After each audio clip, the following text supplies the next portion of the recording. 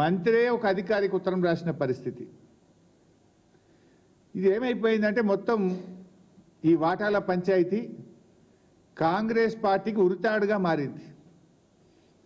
ఇది మాకు ఉరితాడుగా మారిందని అర్థం చేసుకున్న రేవంత్ రెడ్డి ఈ సిట్టు పేరు మీద డైవర్షన్ పాలిటిక్స్ ఆడుతూ ఉన్నాడు. ఇది ఎంత పెద్ద కుంభకోణం!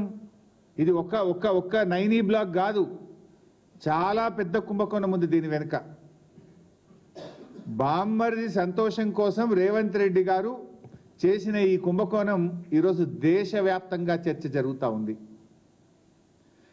అసలు మేము ఇది బయట పెట్టిన తర్వాత మొదటిసారి ఢిల్లీలో coal ministry emergency Singareni board meeting పెట్టింది. చరిత్రలో ఎప్పుడు జరగలే.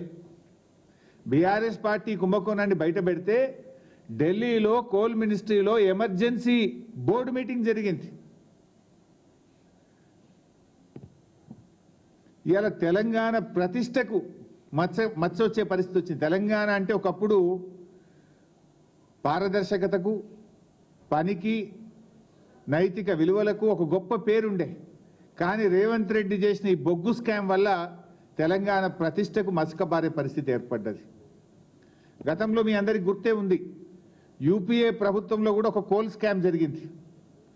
నాటి కోల్ గేట్ స్కామ్ ఎట్లయితే యూపీఏ ప్రభుత్వ పతనానికి దారితీసిందో, నేటి ఈ బొగ్గు కుంభకోణం కాంగ్రెస్ ప్రభుత్వ పతనానికి ఇవాళ బీజం పడ్డది.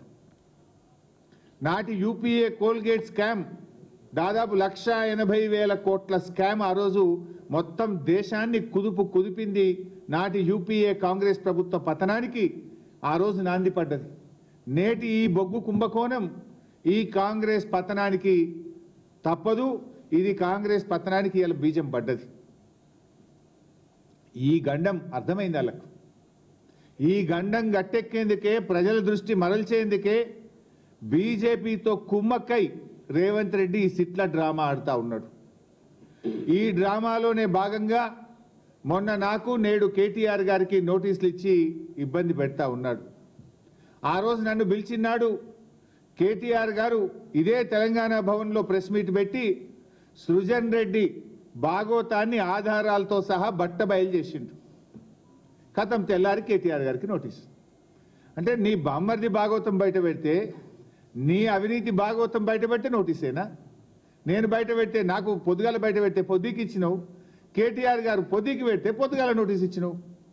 అంటే నీ అవినీతి భాగవతాన్ని కప్పిపుచ్చుకోవడానికి ఈ సిట్ల పేరిట, నోటీసుల పేరిట డ్రామా నడుపుతున్నాడు ఇలా రేవంత్ రెడ్డి గారు. అది కేటీఆర్ గారు మొత్తం ఆధారాలు బయట పెట్టే వరకు కడుపు మంటతోని కేటీఆర్ గారికి నోటీసు పంపించారు.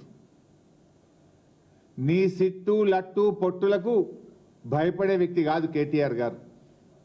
అట్లా భయపడేది ఉంటే మేము తెలంగాణ ఉద్యమాలే చేసేటోళ్ళం కాదు. ప్రాణాలకు తెగించి పోరాడినటువంటి నాయకత్వం బీఆర్ఎస్ నాయకత్వం. సరే, నువ్వు ఎన్ని చేసినా నీ అవినీతిని బయట పెట్టకుండా మేము ఊరుకోము. నీ చిట్టాలు బయట పెడుతూనే ఉంటాము. ఈరోజు మరికొన్ని విషయాలు బయట పెట్టబోతా ఉన్నా. పార్ట్ 2 మొన్న పెట్టింది, పార్ట్ 1 సింగరేణి స్కామ్. ఈరోజు సింగరేణి స్కామ్ పార్ట్ 2 బయట పెడతా ఉన్నా. సింగరేణిలో బొగ్గు స్కామ్ చూసినాం కదా, సింగరేణిలో సోలార్ పవర్ స్కామ్ కూడా జరిగింది. మొన్న పెట్టిందేమో బొగ్గు పవర్ స్కామ్ బయట పెట్టినాం. ఇప్పుడు సింగరేణిలో సోలార్ పవర్ స్కామ్ ఈరోజు బయట పెట్టబోతా ఉన్నాం. సింగరేణిలో 107 మెగావాట్ల సోలార్ పవర్ ప్లాంట్లో పెద్ద స్కామ్ జరిగింది.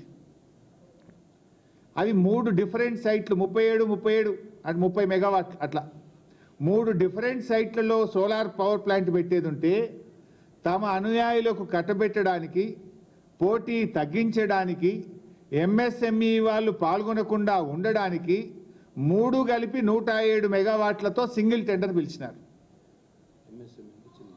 ఎంఎస్ఎంఈ అంటే మీకు తెలుసు, చిన్న పారిశ్రామికవేత్తలు. కేంద్ర ప్రభుత్వం ఒక పాలసీ కూడా పెట్టింది, ఎంఎస్ఎంఈలను ప్రోత్సహించాలని, ఎంఎస్ఎంఈలకు టెండర్ నిబంధనల్లో సడలింపునివ్వాలని, ఈఎండి తక్కువ పెట్టాలని కేంద్ర ప్రభుత్వ మార్గదర్శకాలే ఉంటాయి. కానీ ఇందులో ఎంఎస్ఎంఈ పాల్గొనొద్దు, ఈ రాష్ట్రానికి చెందిన పారిశ్రామికవేత్తలు పాల్గొనొద్దని టెండర్ నిబంధనలు మార్చి ఈ సోలార్ పవర్ ప్లాంట్ నెలకొల్పడానికి కూడా సైట్ విజిట్ సర్టిఫికెట్